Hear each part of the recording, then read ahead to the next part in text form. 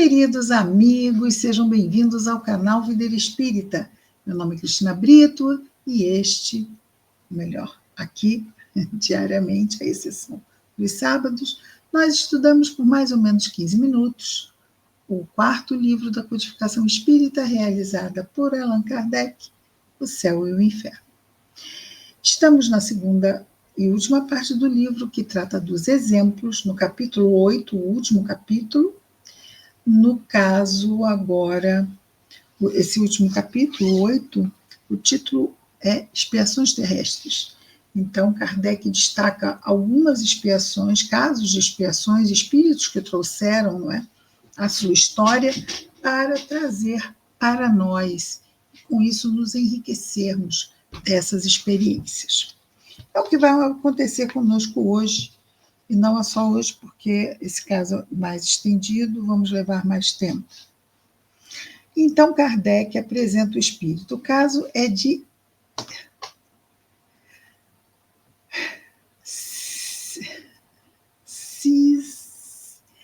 é porque é um S e um Z, não sei como é que se lê isso. Szmel Slisgo. Szmel Slisgo.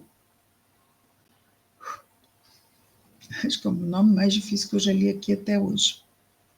E Kardec o apresenta dizendo: era um pobre israelita de Vilna, morto em maio de 1865. Se não me engano, salvo erro, é na Rússia, na antiga Rússia. Durante 30 anos, mendigara, com uma tigela na mão. Por toda parte na cidade conhecia-se o seu grito: lembrai-vos dos pobres, das viúvas e dos órfãos. Durante esse tempo, Slisgo reunira 90 mil rublos. Devia ser significativo esse valor, embora não exista mais essa moeda, não é? Para termos uma ideia do que seria. Mas diz aqui Kardec que ele não guardou um único centavo para si. Era realmente o que ele não usava aquele dinheiro para si. Todo o dinheiro das esmolas, que durante 30 anos ele foi passando, era exatamente como ele pedia, olha, pobres, viúvas e órfãos. E esse dinheiro todo que ele arrecadou em 30 anos, não guardou um centavo para si. Aliviava os doentes, dos quais ele mesmo cuidava. Pagava o ensino de crianças pobres, distribuía aos necessitados os comestíveis que se lhe davam. A noite era consagrada à preparação do tabaco de aspirar, não era o nome, era o rapé? O tabaco de aspirar que o mendigo vendia para prover suas próprias necessidades. Então, as suas necessidades pessoais, ele provia com a venda do tabaco que ele vendia. O que lhe restava pertencia aos pobres. Szmel era só no mundo, sozinho. No dia do seu enterro, uma grande parte da população da cidade seguiu o seu séquito e as lojas foram fechadas. Uma grande alma, sozinho, abraçou uma causa, a causa dos pobres, da caridade, e pedia esmola para esses pobres. Mas para si, vendia tabaco e não misturava. A esmola era para os pobres, para os órfãos, para as viúvas, como ele mesmo diariamente alardeava. E durante 30 anos, é claro que ele se tornou uma figura característica daquele local. E então, quando ele faleceu, muitos se beneficiaram, que ajudaram na obra, doando, e também os comerciantes, todos participaram das homenagens, uns estando no féretro, acompanhando o enterro, e outros fechando as suas lojas, a fim de homenageá-lo também, não é? Destacando a importância desse homem para aquela sociedade, que lindo, não é? Quanto sofrimento e quantas realizações no bem. Um bem abençoado, bem-aventurado, um bem-aventurado. E agora vejamos, então, porque ele vai ser evocado na Sociedade Espírita de Paris em 15 de junho de 1865. Ele morreu em maio. Um mês depois ele é evocado, em junho. Mas depois, evocação.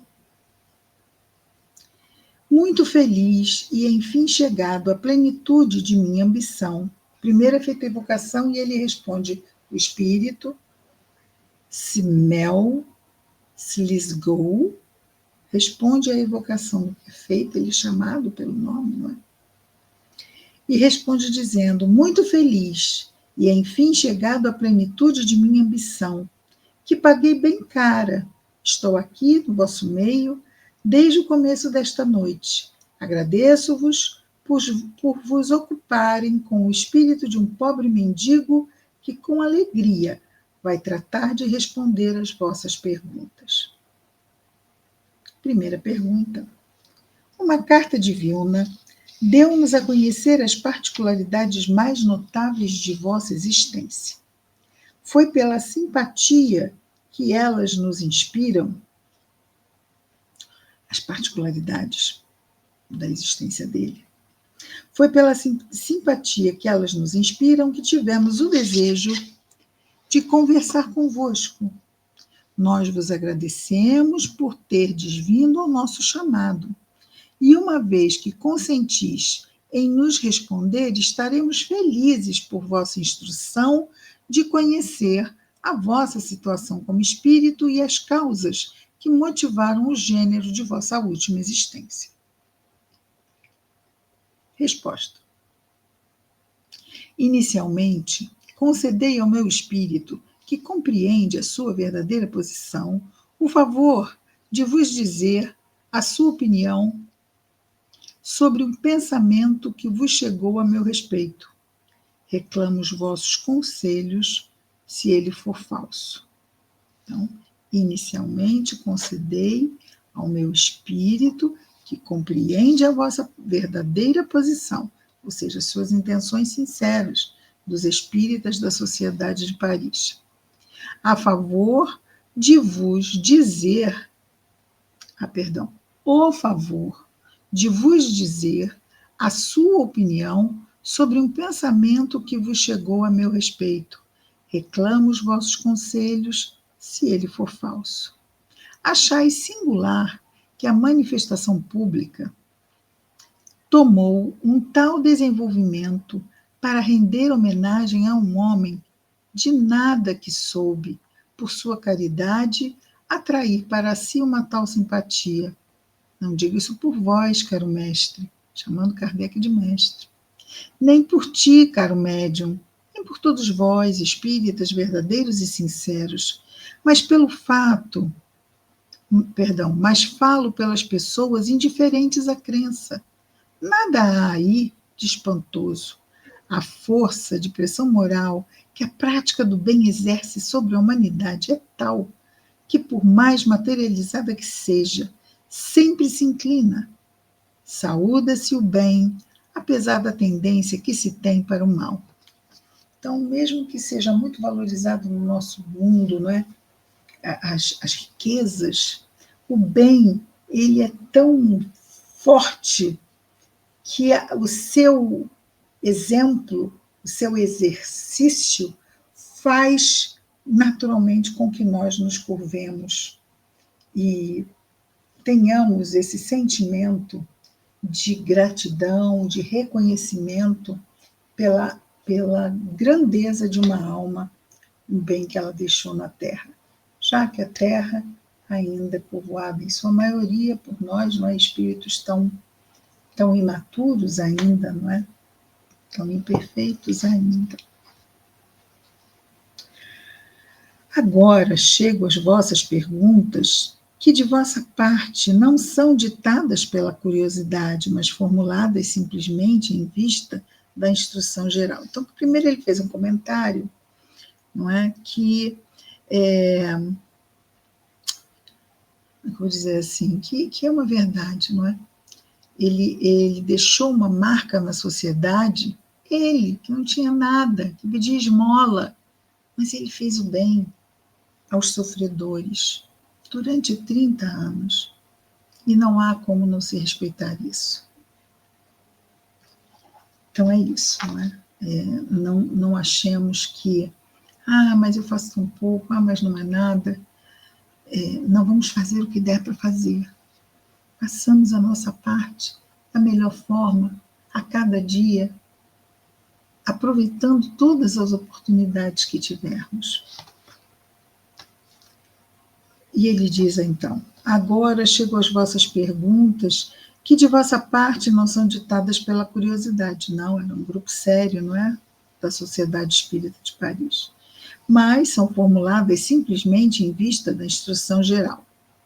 Nós estamos aqui nesse momento, não é, mais de um século e meio depois, aprendendo com mais esta comunicação rica. Vou, pois, uma vez que para isso tenho liberdade, dizer-vos, com a mais possível brevidade, quais foram as causas que motivaram e determinaram a minha última existência. Estamos mesmo curiosos, eu estou. Há vários séculos eu vivia com o título de rei. Este mendigo foi rei. Ou, pelo menos, de príncipe soberano. No círculo de meu poder relativo, ou melhor, no círculo de meu poder relativamente estreito ao reino dele, a Europa tinha um sem número de reinos. Então, no círculo do meu poder relativamente estreito, ao lado de vossos estados atuais, era eu o senhor absoluto do destino de meus súditos. Eu agia como tirano, digamos a palavra, como carrasco. De um caráter imperioso, ou seja, mondão, violento, avaro, não distribuía nada, era avaro, suvina, e sensual. Vedes aqui qual deveria ser a sorte dos pobres seres que viviam sob minhas leis. Abusava de meu poder para oprimir o fraco, para fazer contribuir toda espécie de ofícios, de trabalhos, de paixões e de dores a serviço de minhas próprias paixões.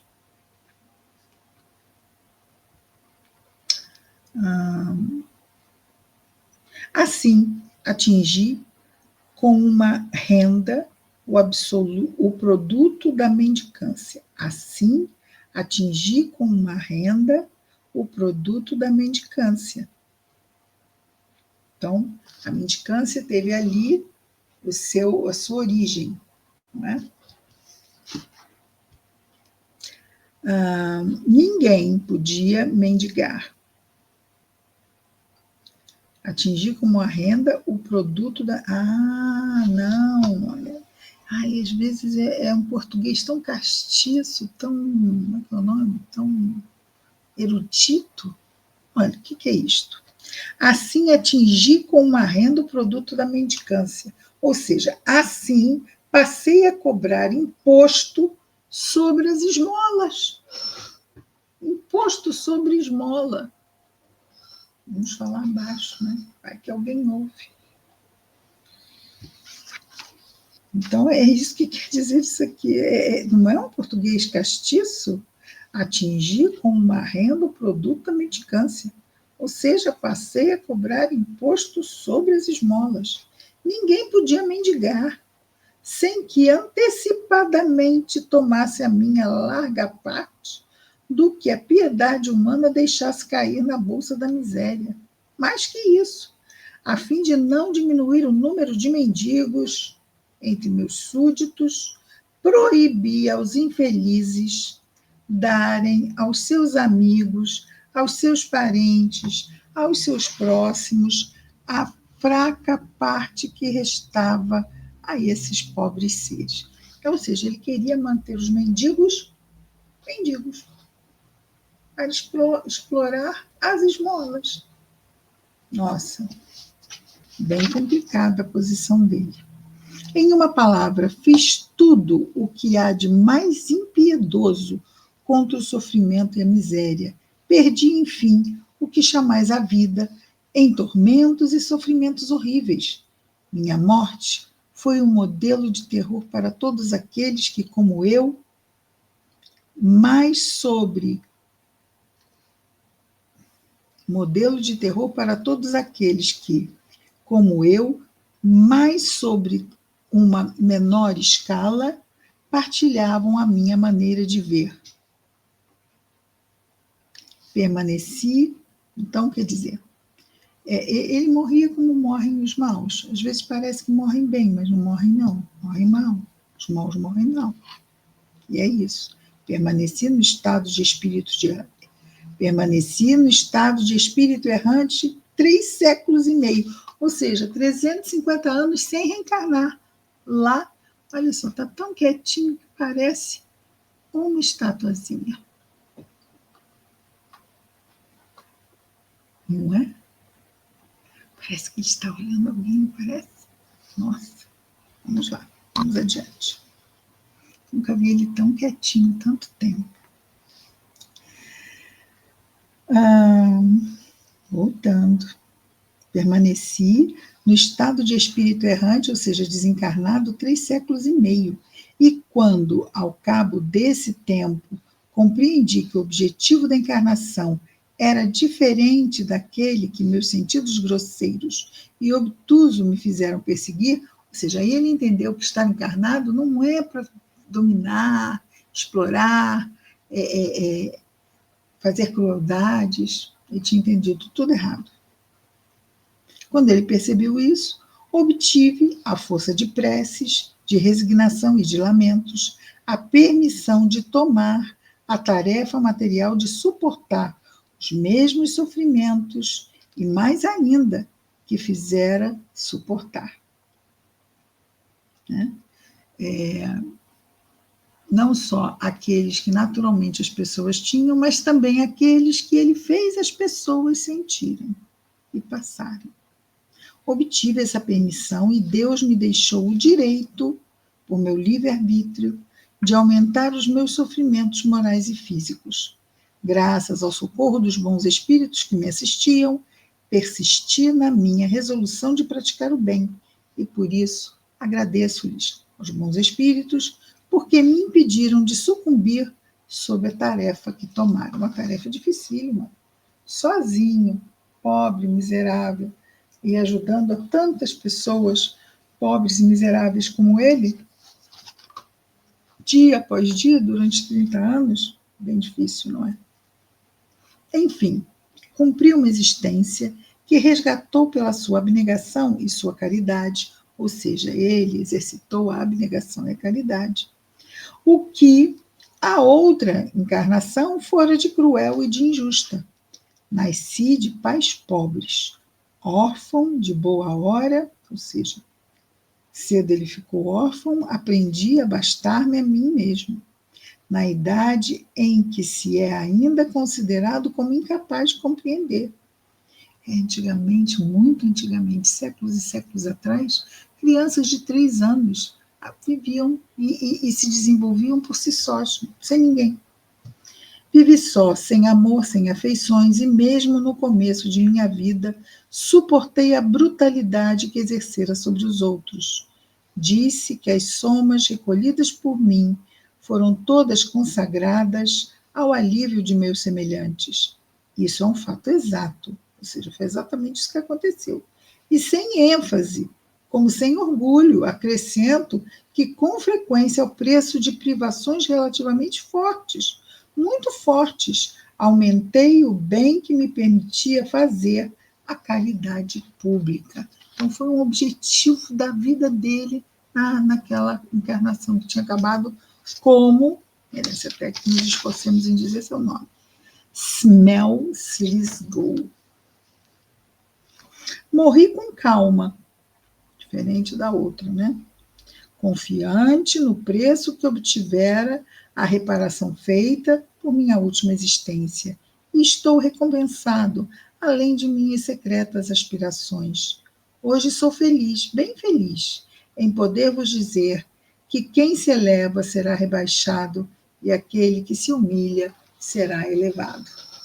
Então, aquele que se eleva na matéria é rebaixado moralmente. E aquele que se humilha na matéria é elevado moralmente.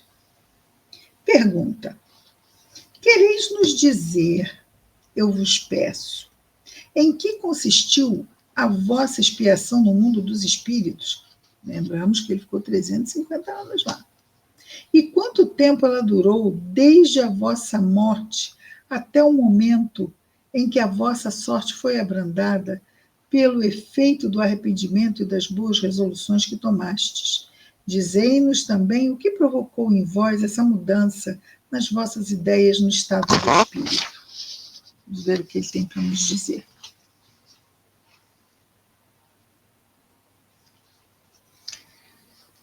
A resposta dele: remeteis-me em memória de lembranças muito dolorosas, quanto sofri. Mas não me queixo. Eu me recordo.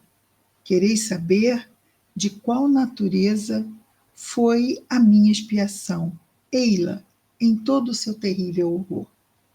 Carrasco, como vos disse, de toda espécie de bom sentimento, permaneci muito tempo, bem muito tempo, ligado pelo meu perispírito ao meu corpo em decomposição.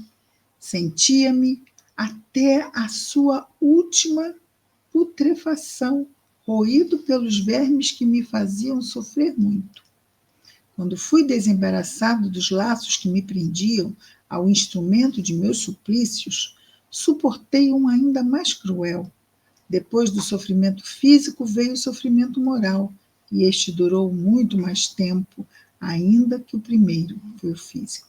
Fui colocado em presença de todas as vítimas que eu torturara.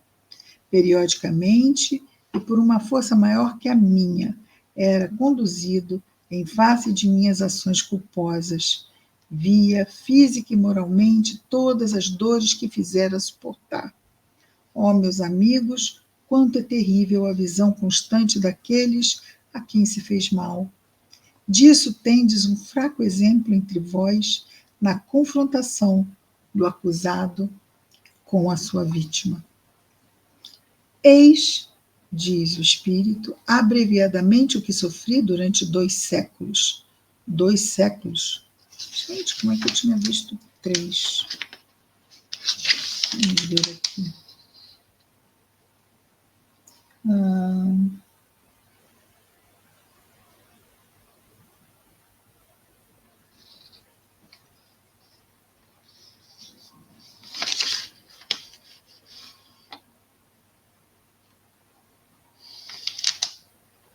Bom, amanhã, quando eu voltar, eu vejo onde é que foi exatamente.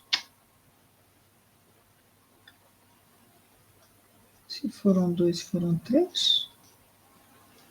Não sei porquê, me pareceu que eram 350. Amanhã eu vejo isso com calma depois e trago isto. Ok. Se alguém estiver acompanhando com o livro, quiser deixar aqui nos comentários. Então ele termina dizendo: eis abreviadamente o que sofri durante 2 séculos e meio, até que Deus, tocado pela minha dor e pelo meu arrependimento, solicitado pelos guias que me assistiam, permitiu que tomasse eu o caminho da expiação que conheceis, que foi na encarnação como Smel-Slisgo. Então, amanhã vamos dar continuidade às perguntas e às respostas deste espírito. Amanhã terminamos, por certo. Projeto 15 minutos, o céu e o inferno. Até amanhã. Muita paz a todos.